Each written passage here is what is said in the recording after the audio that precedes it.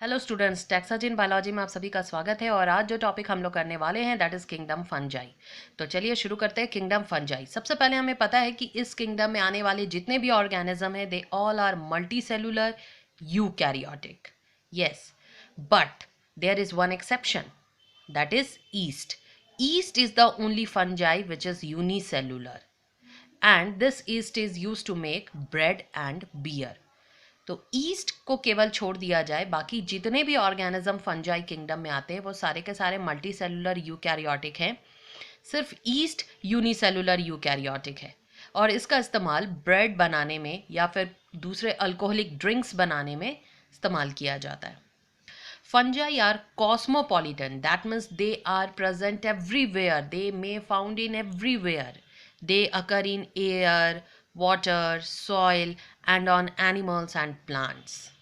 तो आप देख रहे हैं कि फंजाई कॉस्मोपॉलिटन होने की वजह से हर जगह पाया जाता है, चाहे वो एयर हो, वाटर हो, सॉइल हो, एनिमल्स हो या फिर प्लांट्स हो, but mainly grow in warm and humid places. लेकिन मेनली किस जगह पर ग्रो करता है? तो जहाँ वार्म हो, जहाँ थोड़ी टेम्परेचर हाई हो और साथ में ह्यूमिड प्लेसेस हो, यानी कि ह्यूमिडिटी एयर में ज़्यादा प्रेजेंट हो।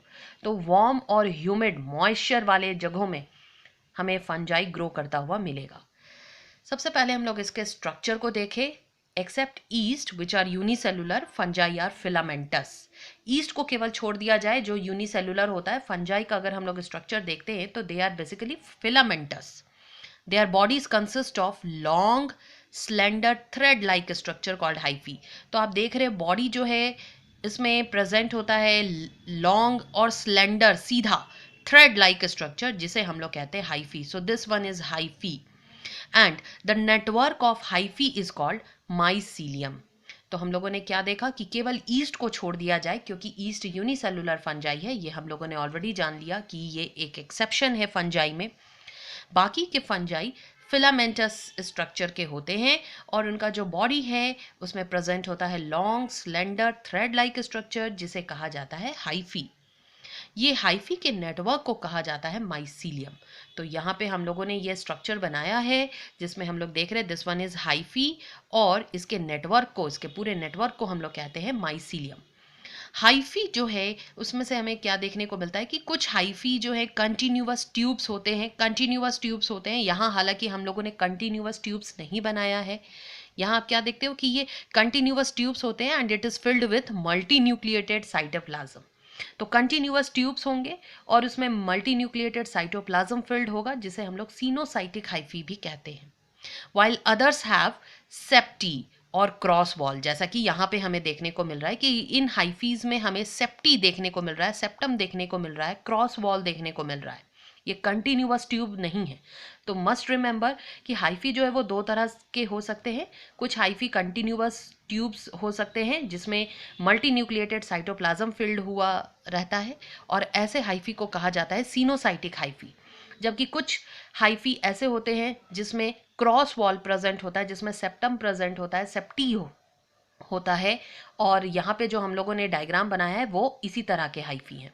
चलिए दूसरा हम लोग क्या देखते हैं। Cell wall of fungi is made up of chitin and polysaccharide. जो सेल वॉल है फंजाई का वो बना होता है काइटिन का which is also a polysaccharide. Next one is nutrition. Fungi का न्यूट्रिशन जानेंगे। तो fungi are heterotrophic. Yes, fungi do not contain chlorophyll pigment, so that's why it is heterotrophic in nature. And in heterotrophic it basically saprophytic, it may be parasitic or symbiotic. तो fungi basically है तो heterotroph, लेकिन इसमें भी आप देखेंगे ये ज़्यादातर सैप्रोफाइटिक होते हैं, कुछ पैरासाइटिक होते हैं और कुछ सिम्बायोटिक भी हो सकते हैं। Saprophytic they absorb soluble organic material from dead substrate जैसे कि मशरूम या फिर हम लोग देखते हैं ब्रेड मोल्ड, ये सब हो जाते हैं। तो सैप्रोफाइटिक में वैसे फंजाई आएंगे जो डेड और डिकम्पोज प्रोडक्ट से अपना फूड ऑब्जर्व करेंगे, एब्जॉर्ब करेंगे। यहाँ पे हम लोग क्या देखते हैं, पैरासाइटिक फंजाई वैसे फंजाई होते हैं which depends on living plants and animals and they causes diseases to them, they causes harm to them. For example Puccinia. Puccinia याद रखें व्हीट में रस्ट डिजीज कॉज करने के लिए रिस्पॉन्सिबल हैं. Some fungi are symbiotic in nature. Symbiotic, that is a mutual relationship. For example, lichen, mycorrhiza. Lichen में हम लोग देखते हैं फंजाई सिम्बियोटिक रिलेशनशिप के साथ रहता है. किसके साथ? एल्गी के साथ. तो फंजाई और एल्गी म्यूचुअल रिलेशनशिप में रहते हैं, जिसमें इन दोनों को फायदा होता है.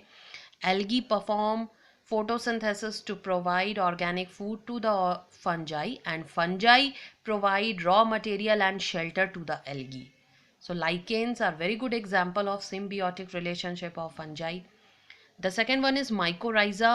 Mycorrhiza, in which fungi are associated with roots of higher plants. Roots of higher plant, for example pinus. तो इन सब में हमें क्या देखने को मिलता है? तो यहाँ आप देखते हो कि फंजाई और रूट्स ऑफ हायर प्लांट जैसे कि पाइनस के बीच में हमें सिम्बायोटिक रिलेशनशिप देखने को मिलता है. फंजाई रॉ मटेरियल एब्जॉर्ब करके हायर प्लांट्स को देता है और बदले में हायर प्लांट्स फोटोसिंथेसिस परफॉर्म करके ऑर्गेनिक फूड प्रोवाइड करता है फंजाई को. तो इस तरीके से ये दो एग्जाम्पल हम लोग देखते हैं सिम्बायोटिक रिलेशनशिप के. तो this is all about the nutrition in fungi. The next one is reproduction. अब हम लोग देखेंगे रिप्रोडक्शन. फंजाई में 3 तरीके से रिप्रोडक्शन हो सकता है, by vegetative means, asexual and sexual.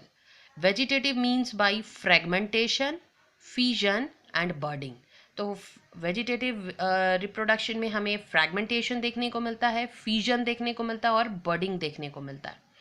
तो फ्रैगमेंटेशन और फ्यूजन, इसमें हम लोग जान रहे हैं कि पेरेंट बॉडी जो है वो क्या हो जाता है, टूट जाता है और टूट कर क्या करता है, ऑफ स्प्रिंग्स में डेवलप हो जाता है. बर्डिंग में हमें पता है जैसे कि ईस्ट में हमें देखने को मिलता है एक्सटर्नल बर्ड अराइज होता है और ये बर्ड लगातार ग्रो करता चला जाता है, पेरेंट बॉडी से अटैच होता है. Asexual reproduction by spore formation like conidia, sporangiosپورس, zoospores. तो याद रखना है हमें asexual reproduction में कुछ स्पोर्स का फॉर्मेशन होता है जैसे conidia, sporangiospores, zoospores. Sexual reproduction में हम लोग देखते हैं अगेन स्पोर्स बनेंगे, लेकिन ये कैसे होंगे? oospores, ascospores, basidiospores. तो basidiospores, ascospores and oospores are very good example of sexual reproduction.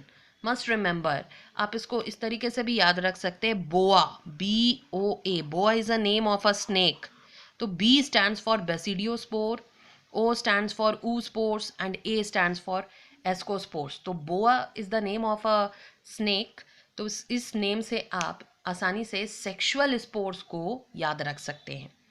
Spores चाहे सेक्सुअल रिप्रोडक्शन से बने या फिर एसेक्सुअल रिप्रोडक्शन से बने, ये सारे के सारे स्पोर्स एक खास स्ट्रक्चर में बनते हैं जिसे हम लोग फ्रूटिंग बॉडीज भी कहते हैं.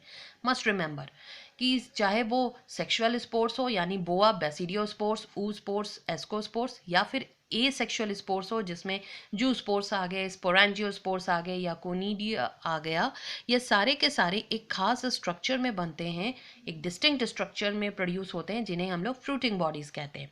Now the sexual cycle. Sexual cycle in fungi involves 3 steps. The first one is fusion of protoplasm between 2 motile or non-motile gametes. This process is called plasmogamy. तो पहला जो sexual cycle में step है वो है fusion of protoplasm between 2 motile और non-motile gametes. तो यहाँ पर हम लोग क्या देखते हैं कि 2 haploid hyphae of compatible mating types come together and fuses with each other. This process is called plasmogamy. Okay तो यहाँ पे हम लोग देखते हैं 2 हाइफी जो हैप्लॉइड नेचर के होते हैं ऑफ कंपैटिबल मेटिंग टाइप्स, ये एक साथ आते हैं और ये फ्यूज करते हैं. तो सबसे पहला जो फ्यूजन कहलाता है वो है प्लाज्मोगैमी, जिसमें प्रोटोप्लाज्म के बीच में फ्यूजन होता है. The second step is fusion of 2 nuclei called karyogamy. अब यहाँ पे हम लोग क्या देखते हैं कि मेजॉरिटी ऑफ द फंजाई में ये दोनों न्यूक्लियस, हाइफी के दोनों न्यूक्लियस इमीडिएटली फ्यूज कर जाते हैं और फ्यूज करके डिप्लॉयड जाइगोट का फॉर्मेशन करते हैं. But in case of ascomycetes and basidiomycetes a dikaryotic stage is produced. लेकिन खासकर ध्यान रखना है हमें एस्कोमाइसिटीज़ और बेसिडियोमाइसिटीज़ में डाइकैरियोटिक फेज हमें देखने को मिलेगा। डाइकैरियन फेज जिसे कहा जाता है, जिसमें एक ही सेल होंगे मगर न्यूक्लियस दो होंगे। तो यहाँ आप क्या देख रहे हो, ये दोनों न्यूक्लियस फ्यूज नहीं किए हैं, एक ही सेल में दो nucleus. So that's why it is called dikaryotic stage and it is basically seen in ascomycetes and basidiomycetes. जबकि ज़्यादातर फंजाई में क्या होता है, ये दोनों न्यूक्लियस इमीडिएटली फ्यूज कर जाते हैं and that process is called karyogamy, और इससे बन जाता है diploid zygote. Now the third step is meiosis in zygote resulting in haploid spores. और फिर इस जाइगोट में मियोसिस होगा। मियोसिस होने की वजह से 4 हैप्लॉइड सेल्स बनेंगे और इसे हम लोग स्पोर्स कहेंगे। और इस तरीके से आप देखेंगे ये सेक्सुअल साइकिल चलता है फंजाई में। तो फंजाई के सेक्सुअल साइकिल में यही 3 स्टेप्स होते हैं। First is plasmogamy, the second step is karyogamy, and the third one is meiosis and zygote, which resulting in haploid spores, and this haploid spores will further develop to form hyphae.